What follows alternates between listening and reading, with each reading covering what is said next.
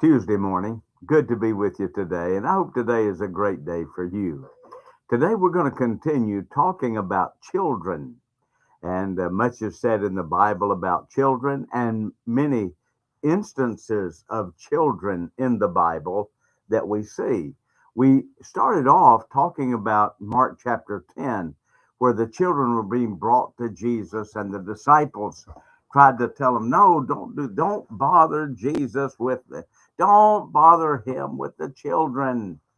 And Jesus said, suffer the little children to come unto me and forbid them not, for of such is the kingdom of heaven. And the Bible says he took them in his arms and he put his hands on them and he blessed them. Isn't that a wonderful, precious sight? Oh, I love it when I think about that. And of course, we love the children and watching them. And boy, Sunday night when we had the camp report, and the boys and girls stood up and told what they had learned at camp. It was such a blessing. But reaching boys and girls, I want you to tell you something that I know.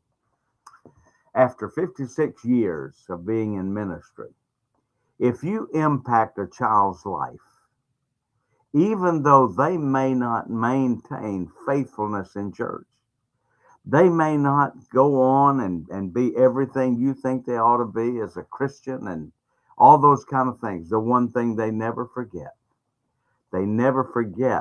what you did for them in their life. There's a little girl. She's now not a little girl anymore. She's a teenager. When she was born, I went to the hospital to see her. I held that little girl in the hospital. Her mom and dad are both Mexican, and her father is a dear friend of mine. I led him to Christ many years ago now. And when this little girl was born, I got to hold her. She is so precious, and she is beautiful. And now I think she's about 14. I don't know. I saw her Sunday night. She was here Sunday night, and I got to see her. She hugged me again, and I was talking to her dad, and I said, "Well, there she is." I said, I said, and she always told everybody she was my favorite. That's what she said. She was my favorite because she said she was the first Mexican baby born in our church, and that's the truth. It was the truth. She was, and that little girl has never forgotten my attitude toward her. And boy, I tell you what, that's precious. There were boys and girls here now that are adults, and they came over to see us Sunday night. They were doing a special honor for our youth director, who is changing his roles in the church. And man, we had a ton of the young people that were in his youth group through the years, and they came, and many of those kids came over to see me, and they said, "Pastor, we love you." And they were kids. We had an opportunity to encourage his children. Children never forget what you did for them as children. And may I just quickly say, what you did to them, they may never forget either. But we want to help the children. We've been talking about the children, and today we're going to talk about a class of children that the Bible identifies, and I want you to see it. But what can we do about that to change it? And we're going to see today. Our text is going to be found in Job chapter 30, and I hope you'll stay with us. I read this poem. It was written by a senior citizen, and this is what it said. And by the way, I can identify with this. I don't I don't know about any of you other senior citizens listening to me today, but you might get it. My face in the mirror isn't wrinkled or drawn. The house isn't dirty. The cobwebs are gone. My garden looks lovely, and so does my lawn. I think I might never put my glasses back on. Well, I can identify with that. In Job chapter 30, most of you remember Job has been through all of these trials that he's had. In the early parts of the chapter of the book, he went through the loss of his crops, all of his animals he had, his herds, his sheep, his camel, even the buildings of his on his property had been destroyed by the storm winds that came through. And then the loss of all of his children. Somebody said when Job would look out of his window, he could see those 10 markers for his children that had passed away. He went through then from that to a time of being covered with boils, suffering greatly physically. And then his 3 friends come over and mock him and accuse him, all of this. And now when you come to Job 30, it's a continuation of what is going on with the criticism and how he had become an object of ridicule. And listen to what he says, beginning in verse 1. But now they that are younger than I have me in derision, whose fathers I would have disdained to have set with the dogs of my flock. Yea, whereto might the strength of their hands profit me, in whom old age was perished?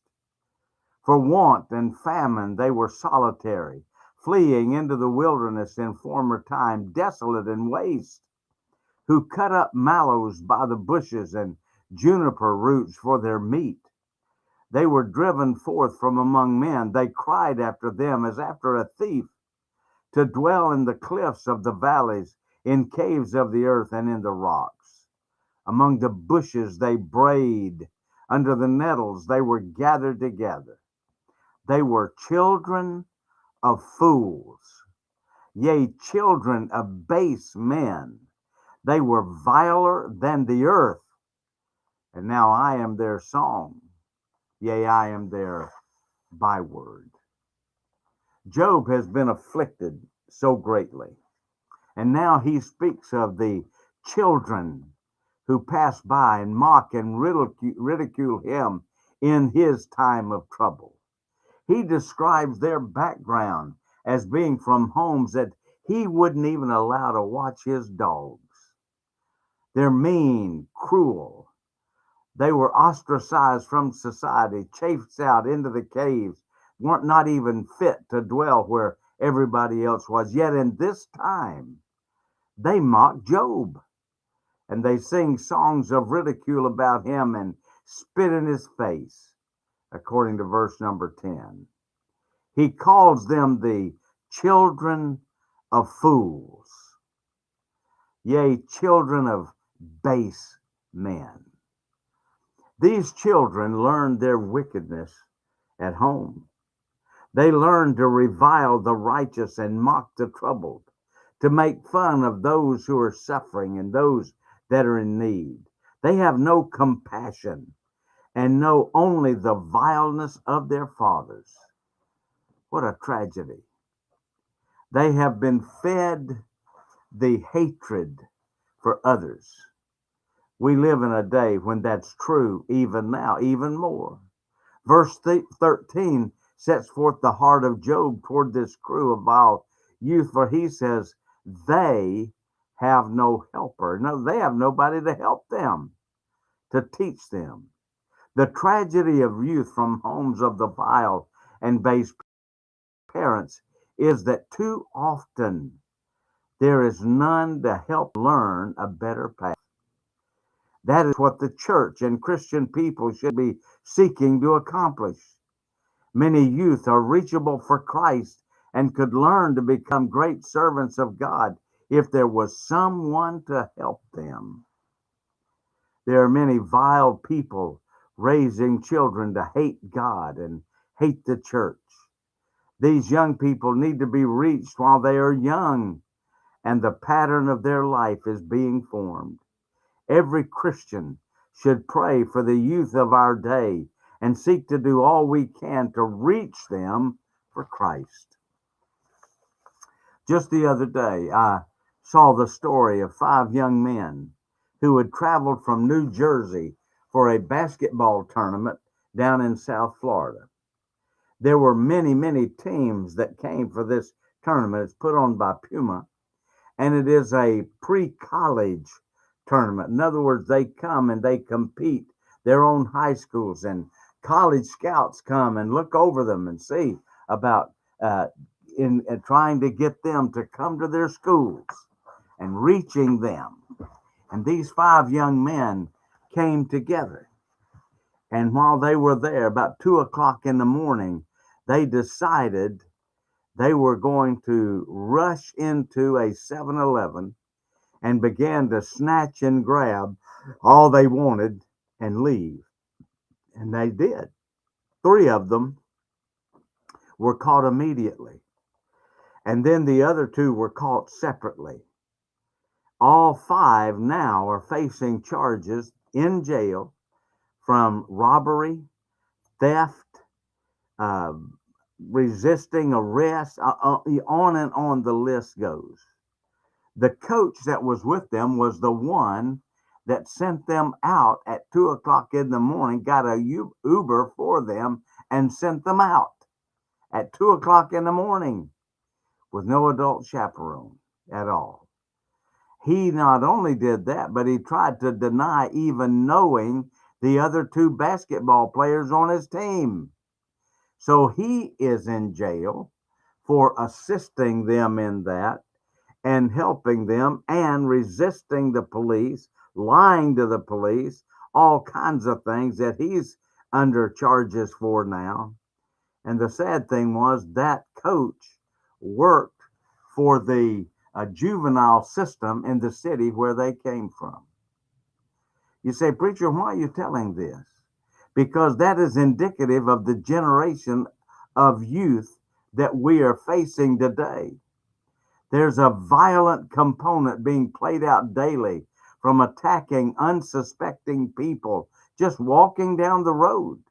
I saw where a group of young men had beaten an elderly man to death and videoed it and put it on social media.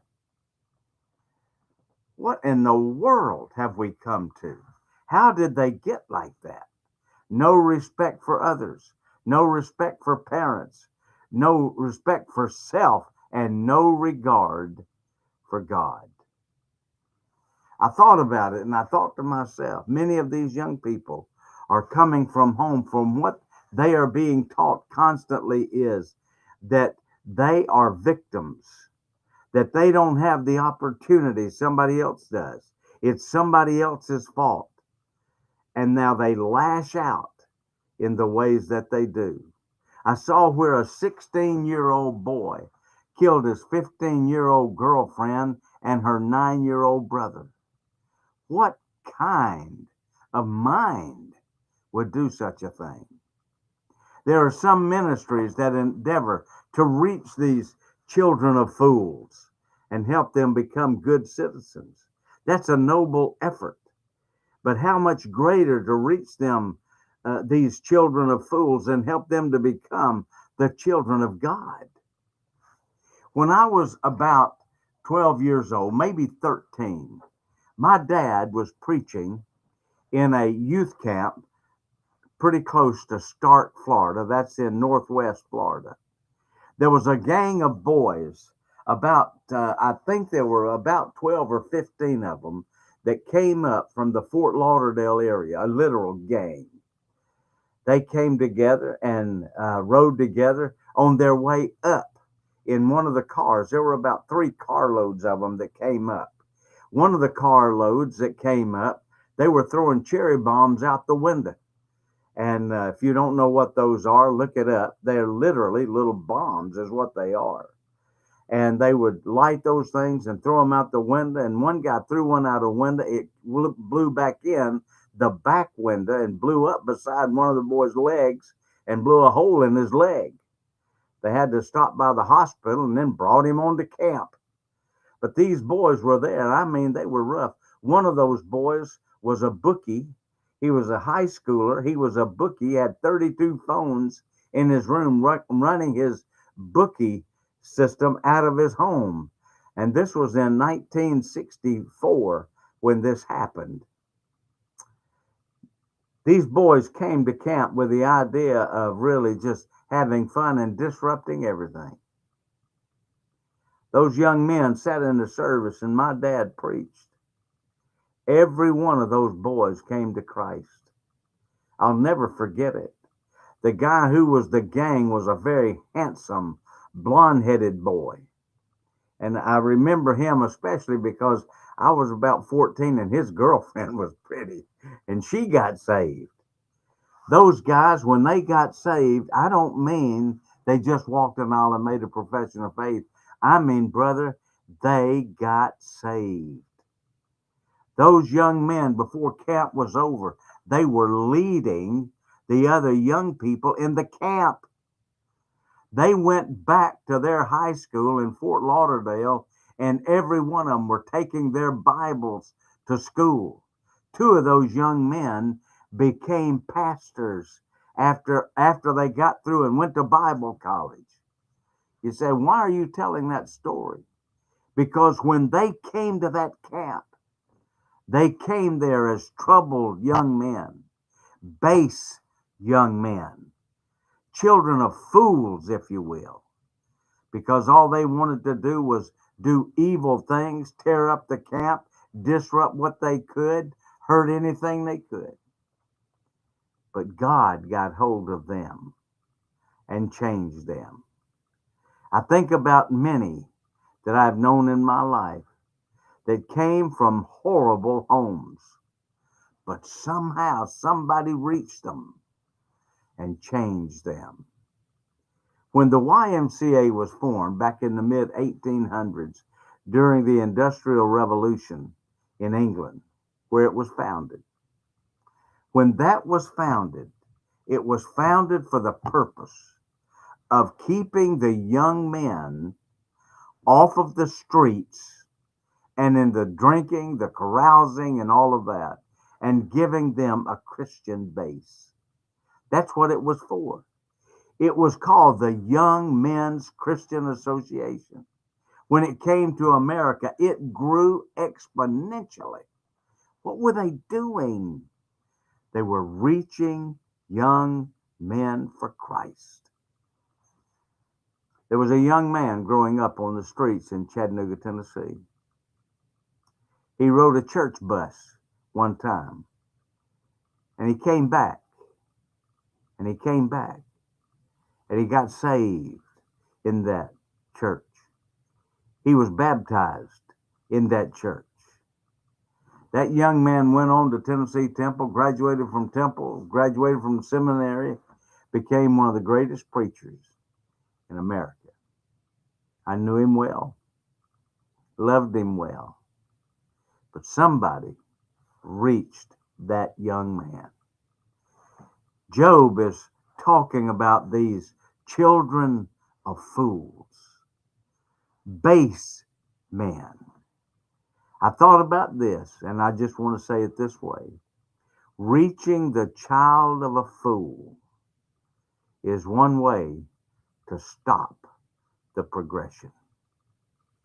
We will never change the life of a person if they are never reached for Christ.